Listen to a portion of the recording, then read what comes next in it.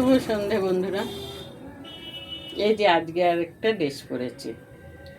ড্রেসটার এই জামাটার কালারটা কেমন তোমরা বলো। এই দেখো,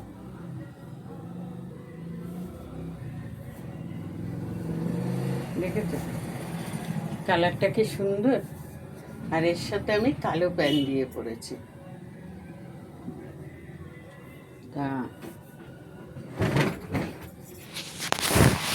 5খানা জামা ছিল, 4খানা পরা হয়ে গেছে।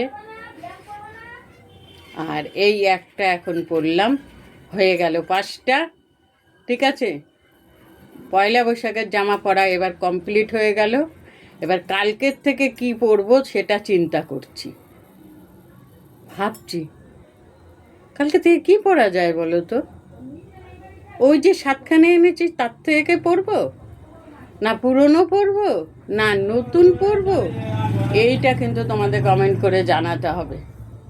ঠিক আছে, তোমরা কমেন্ট করে জানাবে, তবেই আমি সিদ্ধান্ত নেব আমি কোন জামা পরবো। কি কথাটাকে ভুল বললাম না ঠিক বললাম, এটা তোমরা আমাকে বলবে। ঠাকুর দেখতে যাই চাই না যাই, নতুন জামা পরলে একটা যেন বেশ মানে কি বলবো, আনন্দ আনন্দ মনে হয়। কার কি মনে হয় জানি না, আমার কিন্তু খুব আনন্দ লাগে। তবে এগুলো হয়েছে আজকের থেকে, আমি অনেক বছর ধরে কেনাকাটা করি না। এই কেনাকাটাগুলো আমি করছি কাকুর বাড়ি যাওয়ার থেকে। হ্যাঁ, গত বছরের আগের বছর কাকুর বাড়ির থেকে কেনাকাটা আমি শুরু করেছি, এই বছর পর্যন্ত কিনছি।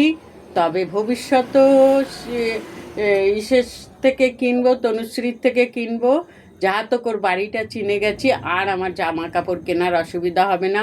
তার কারণ আমি দোকানে গিয়ে কিনতে পারি না, দোকানে গিয়ে বলতেও পারি না। দেখতে আমাকে মনে হয় আমি খুব স্মার্ট, কিন্তু আদৌ কিছু না। ঠিক আছে, তা যাই হোক, এবার থেকে তনুশ্রীর থেকে কিনবো, কোনো অসুবিধা নেই। আরেকটা জিনিস আমাকে কিনতে হবে, সেটা হচ্ছে আরেকটা আলমারি। সেটা না কিনলে আমার জামা কাপড় আর ধরছে না। এরপরে বস্তায় ভরে রাখতে হবে, আর বস্তায় রাখলে ইঁদুর খাবে। ওই জন্য ঠিক করেছি আরেকটা আলমারি কিনবো। ঠিক আছে, তা জামাটা পরে কেমন লাগছে তোমরা কিন্তু জানাবে আমাকে, জানালে আমি খুব খুশি হব। তাহলে রাখি, আবার যেতে হবে তো।